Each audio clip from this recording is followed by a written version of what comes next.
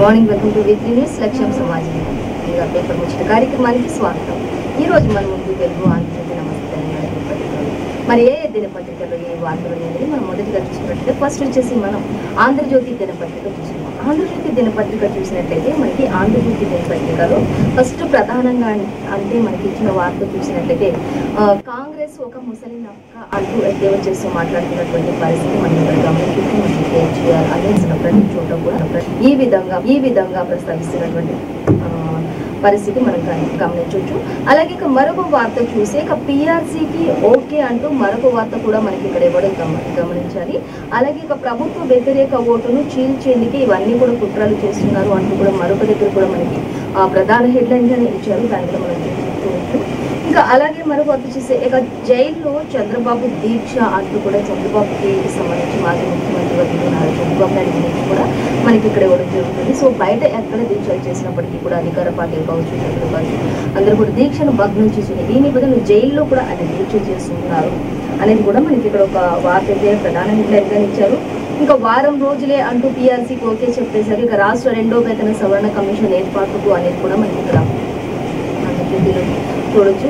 ఇక నేడు నిజామాబాద్ కు మోదీ పర్యటన అంటూ కూడా ఇచ్చారు. ఇక అక్కడ భారీ బహిరంగ సభను ఉద్దేశించి కూడా అక్కడ ఏర్పాట్లు కూడా ఇప్పటికీ మంత్రులంతా కూడా మరి ఎప్పటికప్పుడు పర్యవేక్షిస్తున్నటువంటి నేపథ్యంలో గమనించమని కూడా మనం ఇంకా చూసినట్లయితే ఇంకా 8,000 కోట్ల ప్రాజెక్టులకు వర్చువల్ గా శ్రీకారం చుట్టబోతున్నారు అనేది కూడా మనకి ఇక్కడ క్లియర్ గా మెన్షన్ చేశారు. సో దానికి సంబంధించి కూడా మనం డీటెయిల్స్ చూసినట్లయితే ఫస్ట్ వచ్చేసి మనం ప్రధానంగా ఇచ్చిన కాంగ్రెస్ ముసలి నక్క అనే దానికి సంబంధించి డీటెయిల్స్ చూస్తే హైదరాబాద్ లోని మూసాపేటలో ఐటీ టవర్ నిర్మాణ పనులకు భూమి పూజ చేస్తున్నటువంటి మంత్రి కేటీఆర్ ఈ సందర్భంగా కేటీఆర్ చేసినటువంటి వ్యాఖ్యలు అనేది మనం గమనించాలి. సో అయితే ఆ పార్టీ మహా డేంజర్ అంటూ కూడా ఆయన ప్రస్తావించినటువంటి పరిస్థితి అక్కడ కనిపిస్తుంది. సో అలాగే ఇంకా దానికి సంబంధించి చూస్తే అధికారంలోకి వస్తే మాత్రం అంతా కూడా అంధకారమే అవుతుంది అంటూ కూడా మంత్రి కేటీఆర్ మరి ఇక్కడ దిల్సుఖ్ నగర్కి సంబంధించి ముసాపేట్ అక్కడ ఆయన మలక్పేట్లోని ఇంకా ఐటీ టవర్ ని ప్రారంభోత్సవం చేయడానికి వచ్చారు. కాబట్టి ఆ ఐటీ టవర్ ప్రారంభోత్సవ సమయంలో ఆయన మాట్లాడినటువంటి మాటలు ఖచ్చితంగా కాంగ్రెస్ పార్టీ వస్తే మాత్రం అంతా కూడా అంధకారమే అవుతుంది అనేది కూడా మనకి ఇక్కడ క్లియర్ గా మెన్షన్ చేశారు. సో ఇంకా దానికి సంబంధించి కూడా మనం డీటెయిల్స్ చూస్తే ఇంకా చెప్తూ ఉన్నారు కాంగ్రెస్ నేతలు కరెంటు తీగలు పట్టుకోండి అంటూ కూడా చెప్తున్నారు. అంటే కాంగ్రెస్ ఇప్పటికే ఉచిత విద్యుత్ ఇస్తున్నారు అన్నప్పుడు కాంగ్రెస్ నేతలు కూడా చాలా ఎద్దేవా చేస్తూ మాట్లాడుతున్నారు. ఎక్కడ మీరు కరెంటు ఉచితంగా ఇస్తున్నారు, ఎక్కడ చేస్తున్నారు అంటూ రైతులను ఉద్దేశించి కూడా కాంగ్రెస్ ఎద్దేవా చేస్తూ మాట్లాడుతున్నటువంటి మాటలకి మంత్రి కేటీఆర్ కూడా ఒక కౌంటర్ లాగా మీరు కరెంటు తీగలు పట్టుకొని చూడండి తెలుస్తుంది అన్నట్లుగా కూడా ఆయన కూడా మాట్లాడుతున్నటువంటి పరిస్థితి మనం గమనించవచ్చు. సో అలాగే ఇంకా మనం చూసినట్లయితే రాష్ట్రానికి పట్టిన దరిద్రం వదిలిపోతుంది అంటూ కూడా చెప్తున్నారు. ఆ దొంగ మాటల్ని నమ్మితే రాష్ట్రాన్ని అమ్మేస్తారు అంటూ కూడా చెప్తూ ఉన్నారు. ఖచ్చితంగా మీరు రాష్ట్రాన్ని అమ్మే ప్రయత్నాలు చేస్తూ ఉంది కాంగ్రెస్ పార్టీ. కాబట్టి ఆ పార్టీ మాటలు నమ్మారంటే ఇంకా అంధకారం చీకటి అలుముకుంటుంది రాష్ట్రానికి. ఇప్పటికే పట్టిన దరిద్రాన్ని వదిలించుకున్నాం, మళ్ళీ ఆ దరిద్రాన్ని తీసుకొచ్చి పెట్టుకోవద్దు అన్నట్లుగా కూడా ఆయన మాటలు ఉన్నాయనేది మనకి ఇక్కడ క్లియర్గా ఇచ్చారు. ఇంకా అలాగే ఫ్లోరోసిస్ ను తరిమినటువంటి మొనగాడు కేసీఆర్ అంటూ కూడా ఇచ్చారు. అలాగే నల్లగొండ సూర్యాపేట సభలో కేటీఆర్ అనేక రకాలైనటువంటి వ్యాఖ్యలు చేశారు. మలక్పేటలోని ఐటీ టవర్ కు శంకుస్థాపన కూడా ఆయన చేశారు. ఇంకా ఆ శంకుస్థాపన సమయంలో కూడా అనేక విషయాలు ఆయన వెల్లడించినట్లుగా తెలుస్తుంది. ఇక రానున్న కాలంలో కూడా ఖచ్చితంగా మనమే కేసీఆర్ హ్యాట్రిక్ కొడతారు అనేది కూడా ఆయన ఎంతో ధీమా వ్యక్తం చేస్తూ ఉన్నటువంటి పరిస్థితి. మళ్ళీ ఖచ్చితంగా అధికారంలోకి వస్తుంది. ప్రజలందరూ కూడా గమనిస్తూ ఉన్నారు ఎవరు ఏం చేస్తున్నారు అనేది కూడా. ఖచ్చితంగా ప్రజలు మళ్ళీ బీఆర్ఎస్ ని గద్దెనెక్కిస్తారు ఖచ్చితంగా అంటూ కూడా చెప్తున్నారు. కానీ ప్రతిపక్షాలు అయితే ఖచ్చితంగా ఇంకా కుటుంబ పాలన అంతా ముందిస్తాము, ఖచ్చితంగా గద్దెని దించుతారు ప్రజలు అని చెప్తున్నారు. సో ఎవరి ధీమాలు వాళ్ళైతే ఉన్నారని చెప్పుకోవచ్చు.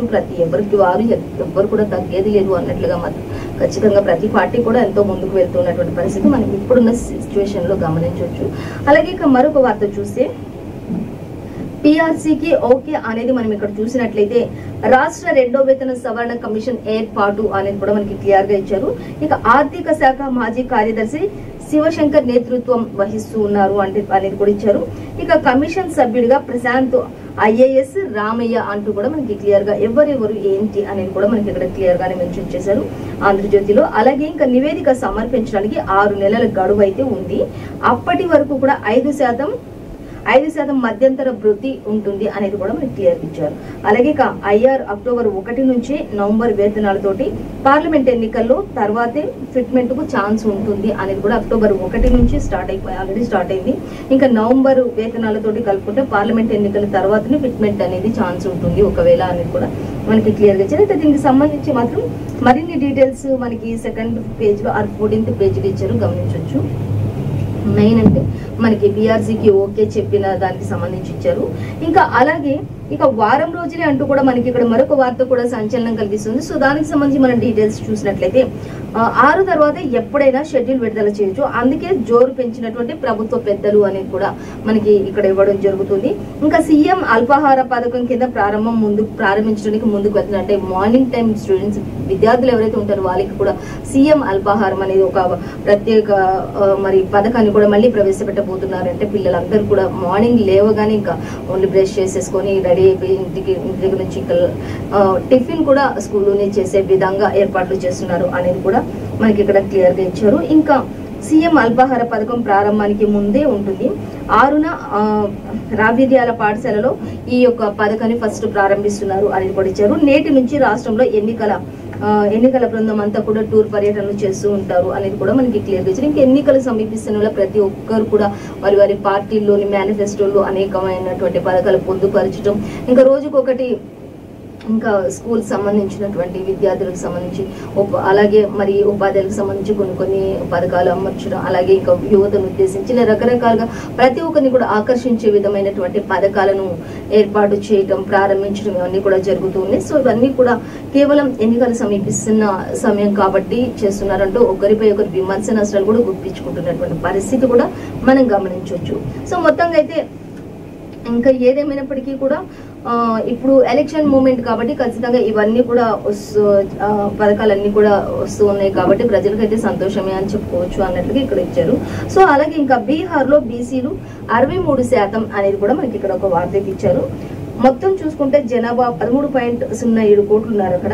ఇంకా వారిలో ఓబీసీ 27, అలాగే ఈబీసీలు కూడా 36%, ఎస్సీలు 19.65% ఉంది. ఇంకా అక్కడ చూసుకున్నట్లయితే మనం ఎస్టీలకి 1.68% ఉంది. హిందువులు 81.99% ఉన్నట్లుగా తెలుస్తుంది ఇక్కడ మనకి.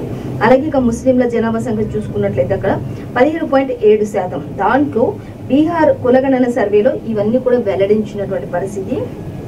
ఇంకా మనం చూస్తే కోటాపై మిత్రపక్షాలతో భేటీకి నితీష్ గడ్కరీ, అలాగే కులం పేరుతో దేశం విభజన చేయొద్దు అంటూ మోదీ, అలాగే మేమొస్తే దేశమంతా గణన అంటూ రాహుల్ కూడా మాట్లాడుతున్నటువంటి పరిస్థితి. ఖచ్చితంగా రాహుల్ కూడా మాట్లాడుతూ మేమొస్తే దేశం మొత్తం కూడా ఇంకా జనగణన అనే విధంగా ఉంటుంది అన్నట్లుగా కూడా ఇక్కడ ఇవ్వడం జరుగుతుంది. ఇక మరిన్ని డీటెయిల్స్ మనకి 2nd పేజ్ ఇచ్చారు, గమనించవచ్చు.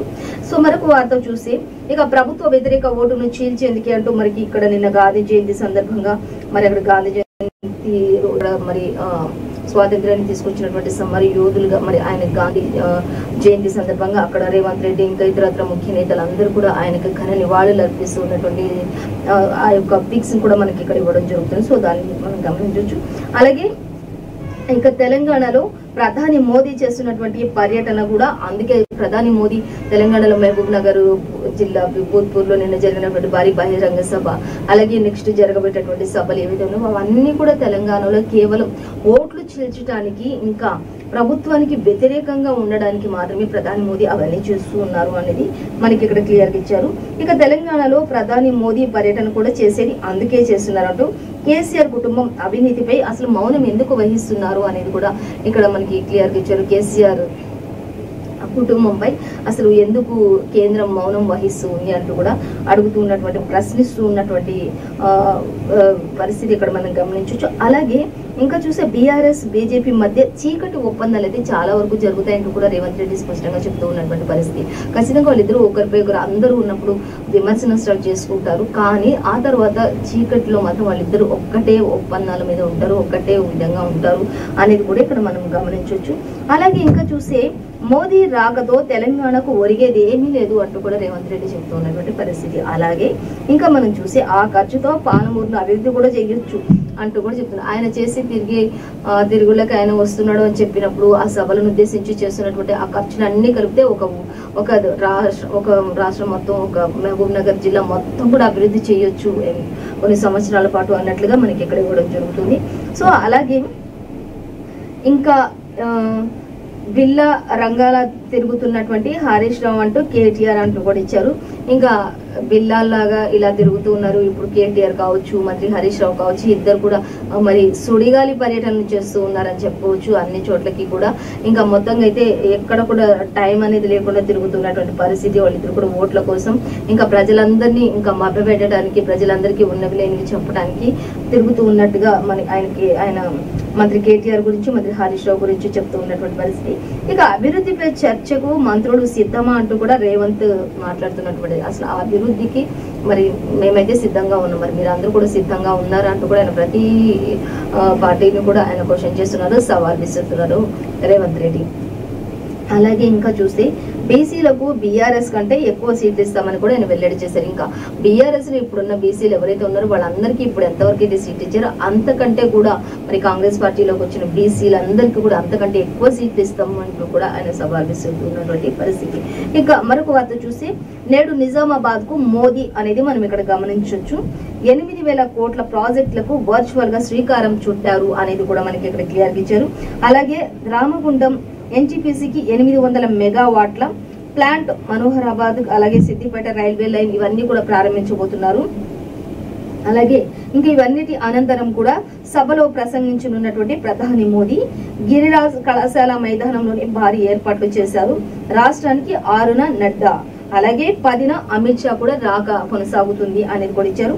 ఇక బీజేపీ అసెంబ్లీ అభ్యర్థులకు తొలి జాబితా కూడా సిద్ధం చేసేసినట్లుగా తెలుస్తుంది. మొత్తంగా వీళ్ళందరి రాకతోటి ఇంకా ఓట్ల కోసం వీళ్ళందరూ కూడా వస్తూ ఉన్నారని చెప్పేసి ప్రతి ప్లేస్ లో కూడా ఎంతో ఖర్చులు చేసేసి మరి అక్కడ అన్ని కూడా ప్రారంభోత్సవాలు చేస్తూ ఉన్నటువంటి పరిస్థితి మనం గమనించవచ్చు. సో ఇవన్నీ చేసే బదులు ఇవన్నిటికీ పెట్టే ఖర్చు అంతా కలిపితే ఒక జిల్లాలే మరి అభివృద్ధి చెందుతాయి అన్నట్లుగా కూడా రేవంత్ రెడ్డి మాట్లాడుతున్నారు. ఇంకా 10న మాత్రం ఈ నెల 10న మాత్రం రాష్ట్రానికి అమిత్ షా కూడా వస్తూ ఉన్నారు.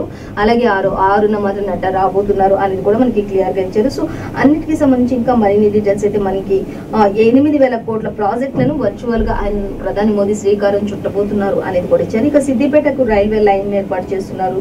ఇంకా మనోహరాబాద్ కి పవర్ ప్లాంట్స్, 800 మెగావాట్ల పవర్ ప్లాంట్స్ ఇలా అన్నిటిని కూడా ఏర్పాటు చేస్తూ వర్చువల్ గా శంకుస్థాపనలు, ప్రారంభోత్సవాలు చేస్తున్న ప్రధాని మోదీ అంటూ మనకైతే క్లియర్ గా ఆంధ్రజ్యోతి దినపత్రికలు ఇచ్చారు. సో మరొక వార్త చూద్దాం. మరొక వార్త చూసినట్లయితే ఇక జైల్లో చంద్రబాబు దీక్ష అనేది మనం గమనించినట్లయితే తప్పుడు కేసు, అక్రమ అరెస్టుపై నిరసన అంటూ ఉదయం 10 గంటల నుంచి 5 గంటల దాకా నిరాహార దీక్ష అంటూ కూడా మనకి ఇక్కడ క్లియర్ గా ఇచ్చారు. ఇక ధృవీకరించిన జైలు ఉన్నతాధికారులు అంటూ కూడా ఇచ్చారు. ఖచ్చితంగా అక్కడ మరి నిరాహార దీక్షలు చేయడానికి జైలు ఉన్నతాధికారులు అయితే అక్కడ పర్మిషన్ ఇవ్వలేదు, నిరాకరించారు అనేది కూడా మనకి ఇక్కడ క్లియర్ ఇచ్చారు. ఇక రాజమహేంద్రవరంలోని భువనేశ్వరి నిరాహార దీక్ష చేపట్టారు. మా అందరినీ జైల్లో పెట్టాలన్నదే సర్కార్ ధ్యాస అంటూ కూడా ఆవిడ చెప్పడం జరుగుతున్నటువంటి పరిస్థితి. ఖచ్చితంగా భువనేశ్వరి ఇంకా నారా చంద్రబాబు నాయుడు సతీమణి భువనేశ్వరి ఒకటే చెప్తున్నారు, మమ్మల్ని అందరినీ కూడా జైల్లో పెట్టించే విధంగా చేయడమే వాళ్ళ యొక్క వృత్తి అన్నట్లుగా కూడా ఆమె చెప్తూ ఉన్నటువంటి పరిస్థితి.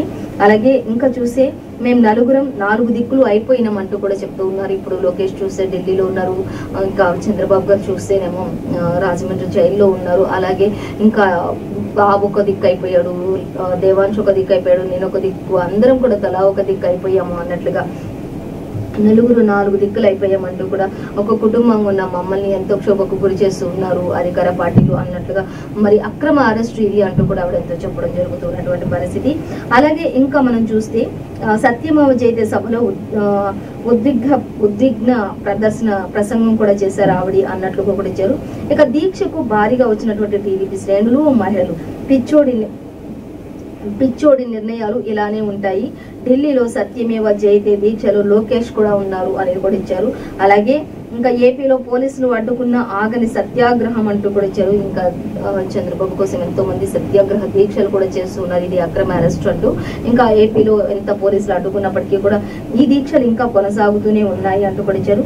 దీక్షలకు జనసేన వామపక్షాలు కూడా సంఘీభావం తెలుపుతున్నటువంటి పరిస్థితి. వామపక్షాలు ఎవరైతే ఉంటారో జనసేన పార్టీ కూడా, ఇప్పుడు జనసేన పార్టీ కూడా కలిసి ఇద్దరం కలిసి పొత్తులో మేము ఒక్కటిగా పోటీ చేస్తాము అంటూ కూడా జనసేన అధ్యక్షుడు కూడా చెప్పడం జరుగుతుంది. సో మొత్తంగా అయితే ఇంకా అక్కడ కూడా ఇంకా మొత్తం దీక్షలు కొనసాగుతున్నాయి అనేది అయితే మనకి ఇచ్చారు. ఇక టీడీపీ నేత బండారు కూడా అరెస్ట్ అయినట్లుగా తెలుస్తుంది అనేది మనకి క్లియర్ ఇచ్చారు. ఇప్పుడు చూద్దాం. ఇక జగన్ రోజాను దూషించారంటూ గుంటూరులో రెండు కేసులు పెట్టారు. అరెస్ట్ చేసి గుంటూరుకు హైకోర్టులో హౌస్ మోషన్ పిటిషన్ కూడా దాఖలు చేసినటువంటి పరిస్థితి నెలకొంది. టీడీపీ నేత బండారు అరెస్ట్ అంటూ కూడా మనకి క్లియర్ గానే మెన్షన్ చేశారు. అలాగే ఇక పలకతో తల మీద కొట్టిన టీచర్ హోంవర్క్ చేయలేదని యూకేజీ విద్యార్థికి దండన విధించినటువంటి ఉపాధ్యాయురాలు అంటూ మనకి ఇక్కడ ఇచ్చారు. సో చూద్దాం దానికి సంబంధించి. ఆసుపత్రిలో చికిత్స పొందుతూ మృతి చెందాడు అనేది కూడా ఇచ్చారు. ఇక పలకతో తల మీద కొట్టినటువంటి టీచర్ అంటూ ఇచ్చారు. ఇంకా హోంవర్క్ చేయలేదని కేవలం ఈ నెపంతో మరి యూకేజీ విద్యార్థినిపై చేసినటువంటి దండన ఇది. ఇంకా హాస్పిటల్లో చికిత్స పొందుతూ విద్యార్థి మృతి చెందినటువంటి ఘటన అంటూ కూడా మనకి ఇక్కడ ఇచ్చారు. హేమంత్ అలాగే చూద్దాం. ఆసుపత్రిలో చికిత్స పొందుతూ మృతి చెందిన రామంతపూర్లోని ఓ ప్రైవేట్ స్కూల్లో జరిగిన ఈ ఘటన తల్లిదండ్రుల ఆందోళన 5 లక్షల పరిహారం ఇచ్చేందుకు యాజమాన్యం అంగీకరించింది అంటూ కూడా మనకి ఇక్కడ క్లియర్ గా మెన్షన్ చేశారు. ఇక బుజ్జగించినా తగ్గేది లేదు అంటూ మరొక వార్త మనం ఇక్కడ సంచలనంగా చూద్దాం. టికెట్లు దక్కని బీఆర్ఎస్ సిట్టింగ్ల నిర్ణయం, అధిష్టానం హామీలకు తలొగ్గని ఎమ్మెల్యేలు అంటూ కూడా ఎంత బుజ్జగించినప్పటికీ కూడా మరి వేరే పార్టీలోకి వలసలు వెళ్ళడానికి అసంతృప్త నేతలు ఎవరైతే ఉంటారో బీఆర్ఎస్ పార్టీలో వాళ్ళు ఎవ్వరు కూడా బుజ్జగింపులకు కూడా మరి తలొగ్గట్లేదు అన్నట్లుగా మనకి ఇక్కడ ఇవ్వడం జరుగుతుంది. ఇంకా అలాగే ఎమ్మెల్సీ పదవి ఇస్తే ఓకే, తాటికొండ రాజయ్య చెప్తూ ఉన్నటువంటి పరిస్థితి. ఎమ్మెల్సీ పదవికి అయితే ఓకే అన్నట్లు ఆయన కొంచెం తగ్గినట్లుగా మాత్రం మనకి ఇక్కడ ఇచ్చారు. అలాగే ఇక నర్సాపూర్ బరిలో నేనే ఉంటా అంటూ మదన్ రెడ్డి, జనగామ అభ్యర్థిని మళ్ళీ నేనే అంటూ ముత్తిరెడ్డి, ఇలా రకరకాలుగా ఎవరి పరిస్థితి వాళ్ళు చెప్పుకుంటూ ఉన్నటువంటి పరిస్థితి ఇక్కడ గమనించవచ్చు. అయితే మొత్తంగా అయితే కొంతమంది అసంతృప్తి నేతలను ఇంకా సర్కార్ అయితే అందరినీ పుచ్చగించే పనిలో ఉంది. కానీ అయినప్పటికీ కూడా కొంతమంది అయితే ఎవరు కూడా మరి అధిష్టాన హామీలకు తలొగ్గట్లేదు అనేది కూడా మనకి క్లియర్ చేశారు. ఇంకా రాజయ్య అలాగే ముత్తిరెడ్డి ఇంకా మదన్ రెడ్డి వీళ్ళు మాత్రం ఇంకా ఎవరి పోస్టులు వాళ్ళు చెప్తూ ఉన్నటువంటి పరిస్థితి. ఖచ్చితంగా రాజయ్య చెప్తూ ఉన్నారు ఎమ్మెల్సీ పదవి ఇస్తే ఓకే అంటున్నారు. ఇంకా నర్సాపూర్ వారిలో నేనే ఉంటా అంటూ మదన్ రెడ్డి చెప్తున్నారు. జనగామ అభ్యర్థిని మళ్ళీ నేనే ఉంటా అంటూ ఆయన కూడా చెప్పడం జరుగుతున్నటువంటి పరిస్థితి. అయితే వీళ్ళందరికీ సంబంధించిన మరిన్ని డీటెయిల్స్ మనకి 13th పేజీలు ఇచ్చారు, గమనించవచ్చు. అలాగే mRNA పై పరిశోధనకు వైద్య నోబెల్ అనేది మనకు ఒక వార్త. శాస్త్రవేత్తలు కాటలిన్ కార్గో, డ్రూ వైన్మాన్ కు సంయుక్తంగా ప్రకటించినటువంటి నోబెల్ కమిటీ అనేది ఇచ్చారు. సో దీనికి సంబంధించిన మరిన్ని డీటెయిల్స్ అయితే మనం స్టడీ పేజ్ లో చూసుకోవచ్చు అనేది ఇచ్చారు. సో మరొక వార్తాపత్రిక మనం చూసినట్లయితే వెలుగు దినపత్రిక చూద్దాం. వెలుగు దినపత్రిక చూసి మనకి ఇవాళ ఇందూరులో మోదీ సభ అనేది మనకి ప్రధానంగా ఇచ్చినటువంటి వార్త మనం చూడొచ్చు. అలాగే 8,000 కోట్ల ప్రాజెక్టులకు ఇంకా వర్చువల్ గా ఆయన శంకుస్థాపనలు ప్రారంభోత్సవాలు చేస్తారని మనకు ఆల్రెడీ ఆంధ్రజ్యోతిలో చెప్పుకున్నాం. సేమ్ అదే యాజ్ టీజ్ గా మనకి ఇక్కడ ప్రధాన హెడ్లైన్ గా మనకి మొత్తం కూడా మనకు ఒక హాఫ్ పేజ్ అంతా కూడా మనకి ఇదే ఇచ్చినట్లుగా చూడొచ్చు. సో అలాగే దానికి సంబంధించి డీటెయిల్స్ కూడా చూద్దాం. ఇక బీహార్ లో బీసీలు 63% అంటూ ఇచ్చారు. సో యాజ్ టీజ్ గా మనం ఇంతకుముందు చెప్పుకున్న పేజ్ లో లాగానే యాజ్ టీజ్ గా ఇచ్చారు. ఇక్కడ కూడా మనకి ఆంధ్రజ్యోతి అండ్ వెలుగు దినపత్రిక సేమ్ ఈ రెండు న్యూస్ మాత్రం సేమ్ ఇచ్చారు. ఇక చూద్దాం. కులగణన వివరాలను రిలీజ్ చేసినటువంటి జేడీయూ ప్రభుత్వం అంటూ కూడా మనకి ఇక్కడ ఇచ్చారు. ఇంకా ఈబీసీలు చూస్తే 36%, ఓబీసీలు చూస్తే 7.13% ఉంది. అలాగే ఎస్సీలు చూస్తే 19.65% ఉంది. ఎస్టీలు 1.68%, ఓసీలు చూస్తే 15.52% ఉన్నట్లుగా మనం ఇక్కడ గమనించవచ్చు. వీటికి సంబంధించి ఇంకా చూసినట్లయితే అత్యధికంగా ఉన్నటువంటి యాదవ సామాజిక వర్గంలో 14.27% మంది, రాష్ట్ర జనాభా మొత్తంగా చూసుకుంటే 13.07 కోట్లు ఉన్నారు అందరిలో చూసుకుంటే. హిందువులు మాత్రం 81.99% ఉన్నారు అనేది కూడా మనకి ఇక్కడ ఇచ్చారు. ముస్లిం మైనారిటీలకు వచ్చినట్లయితే 17.7% ఉన్నారు అనేది కూడా మనకి సేమ్ ఇంకా మనం ఇంతకుముందు చెప్పుకున్నట్లే యాజ్ టీజ్ గా ఇచ్చారు అనుకోవచ్చు రెండు పేపర్స్ లో కూడా. ఇంకా కులాల వారీగా జనాభా లెక్కలు వెల్లడించినటువంటి మొదటి రాష్ట్రంగా మొదటి రాష్ట్రంగా రికార్డు సృష్టించినటువంటి దేశవ్యాప్తంగా కులగణన చేపట్టాలి అంటూ కూడా ఇక్కడ కాంగ్రెస్ కూడా మాట్లాడుతున్నటువంటి పరిస్థితి మనం గమనించవచ్చు.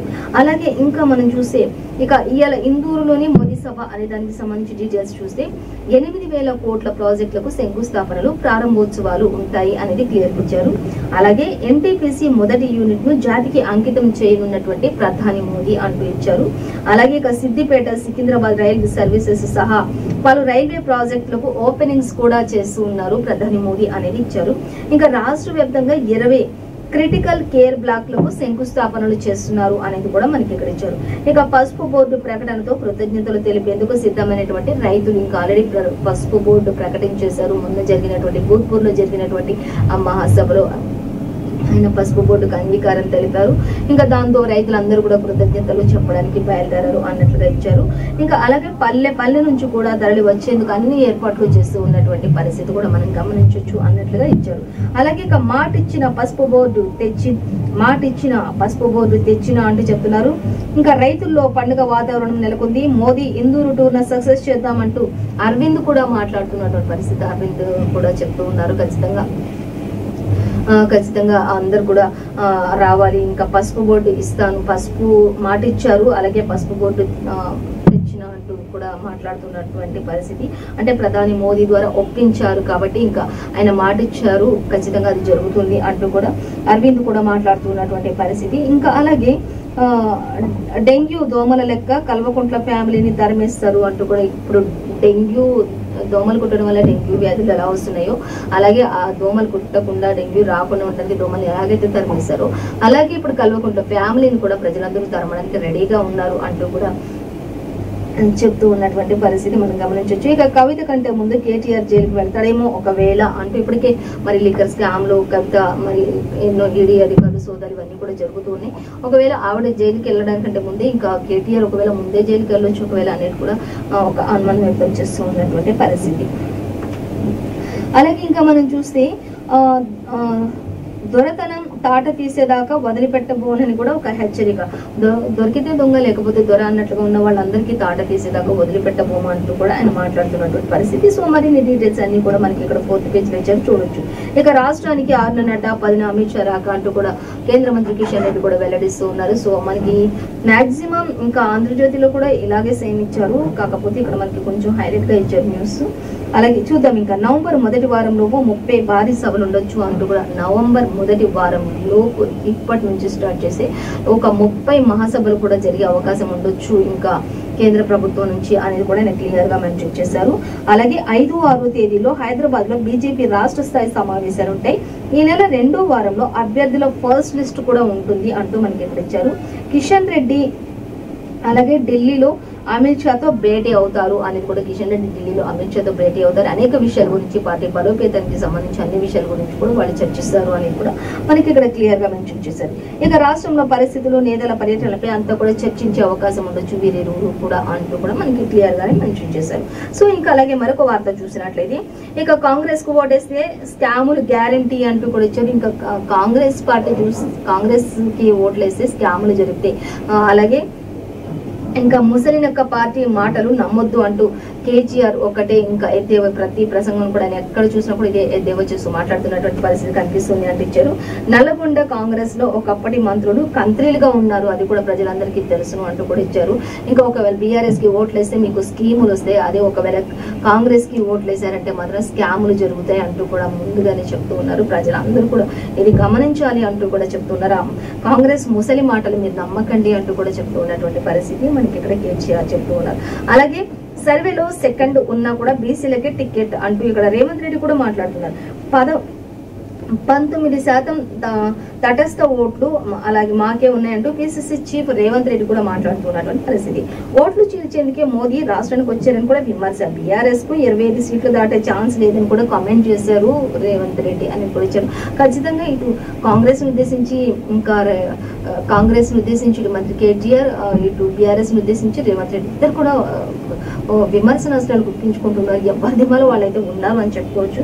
ఇంకా ఖచ్చితంగా ఇంకా ఇటు కేంద్ర ప్రభుత్వం కూడా ఖచ్చితంగా అధికారంలోకి మేమే రాబోతున్నాం అంటూ కూడా ధీమా వ్యక్తం చేస్తున్నటువంటి పరిస్థితి. మొత్తంగా అయితే ఎవ్వరు చూసినప్పుడు ఎక్కడ తగ్గేది లేకుండా ముందుకు దూసుకుపోతున్నారు అని చెప్పుకోవచ్చు. చివరికి ప్రజలు ఎవరికి పట్టం కడతారనేది వేచి చూడాల్సిందే అన్నట్లుగా అయితే ప్రస్తుతానికి ఉన్నటువంటి సిచ్యువేషన్. ఇంకా మనం గమనించినట్లయితే తెలుగు రాష్ట్రాల్లో NIA సోదాలు కూడా జరుగుతున్నాయి. ఇంకా ఏపీలో 53, తెలంగాణలో 9 ప్రాంతాల్లో ఈ తనిఖీలు కొనసాగుతూ ఉన్నాయి అంటూ కూడా మనకి క్లియర్గా ఇచ్చారు. ఇంకా చూస్తే 12 ప్రజా సంఘాల నాయకుల ఇళ్లలో కూడా సెర్చింగ్ ఉంటుంది అనేది కూడా మనకి క్లియర్గా ఇచ్చారు. ప్రజానాయకులు ఎవరైతే ఉంటారో అందరి దగ్గర కూడా అన్ని చోట్ల కూడా మరి ఈ యొక్క సోదాలు చేసే అవకాశం ఉంటుంది అంటూ కూడా మనకి క్లియర్గా ఇచ్చారు. సో ఈ రోజు మనకి ఇంకా ఏ పేపర్లో చూసినా కూడా యాజ్ డీస్ గా మరి 8,000 కోట్ల ప్రాజెక్టులకు శంకుస్థాపనలు, ఇవన్నీ మోదీ సభల గురించి, అలాగే బీహార్లో బీసీల సంఖ్య చూసుకున్నట్లయితే 63% ఉంది అనేది, ఇంకా మరి పసుపు బోర్డుకి మాట ఇచ్చినాను అంటూ చెప్పినటువంటి అరవింద్ కూడా మరి ఇప్పుడు మాట ఇచ్చినా అది నెరవేర్చిన అన్నట్లుగా కూడా ఇంకా రైతులందరి కళ్ళలో ఆనందం చూస్తున్నాను అన్నట్లుగా, అలాగే రాష్ట్రానికి 6 10 అమిత్ షా, ఇంకా వీరిరువురు కూడా కేంద్ర మంత్రి కిషన్ రెడ్డితో కూడా భేటీ కాబోతున్నారు అన్ని విషయాలపై చర్చించడానికి అన్నట్లు. ఇంకా ప్రతి విషయంలో కూడా మొత్తంగా కూడా అన్ని పేపర్లు కూడా సేమ్ యాజ్ ఇట్ ఈస్ గా ఇచ్చారు. సో ఇదండి ఇవాళ పేపర్ ముచ్చట కార్యక్రమంలో విశేషాలు. మరో పేపర్ ముచ్చట కార్యక్రమంతో మళ్ళీ రేపు కలుద్దాం. అంతవరకు చూస్తూనే ఉండండి V3 న్యూస్, లక్ష్యం సమాజ హితం.